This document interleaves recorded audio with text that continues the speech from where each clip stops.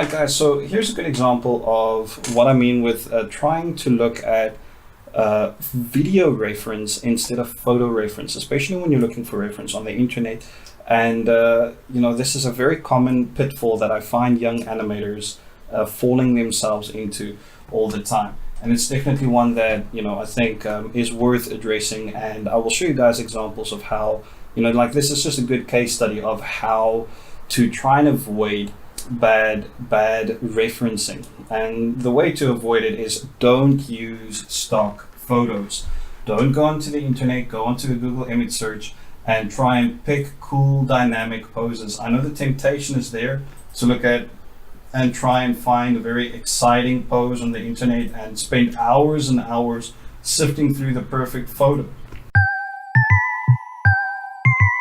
Animation is about moving characters, about characters that live and breathe and feel real. So a static image like this is not always going to give you spontaneous results. And animation is all about spontaneity in your movement. You want to make it feel real. And real people are actually quite inconsistent in their movement, or quite spontaneous. They have little nuances in their behavior that makes them feel like human beings. They are not, in fact, dramatized stock photos like the photos you would see over here. So whilst it's fine to start with something like this, I personally find that the more useful way to try and look for reference in any animation is to look at video. And the first thing to do, and the easiest and cheapest thing to do, is always film your own video reference. Sometimes, however, you're lucky and you get a video that fits the reference that you want. Now I'm just going to take a look at this one over here from Shutterstock real quick, and just to try and explain to you guys my motivation here. Now in this one video, I have a plethora of references that I can use by just scrolling through it and taking a look at, for example, this guy over here swinging the baseball bat. I have so much more reference of a single character and the nuance of just one character inside this one video that I could possibly ever have, trying to sift through thousands and thousands of images that eventually all just start looking generic and the same.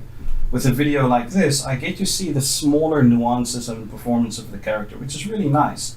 For example, the body language that he has after a swing is very, very, very interesting and very unique to this person. So using a video as reference and finding good and exciting frames in the video itself, or maybe even combining these frames, this is actually far more useful and a more exciting way to try and get a believable character out of a video reference than trying to just use stock photos.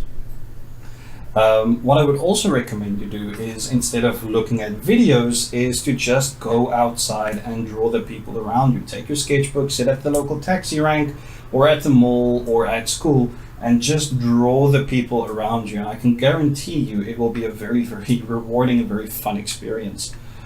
So that's it. Let's see how I would try and pick maybe 2 or 3 of these and do a quick little figure drawing study using the steak knife principle to try and discover who my character is and how to use a video reference as a tool in animation. Now again, I stress the fact that what I want to look at is character performance and nuance more than just big generic expressions. So an expression kind of like this one over here, where it feels like he's sort of, you know, almost given up on the shot. He's a little lackluster, his body is drooping down. For me, a shot like this means a lot more than a generic shot like this, where I don't know what the character is thinking or doing. So I'm actually going to take this one over here, and we're going to use that steak knife principle idea to try and create a quick little figure drawing, a rough drawing of this guy. So I'm just going to copy this drawing over here. I'm going to copy, and let's go to Krita and get started.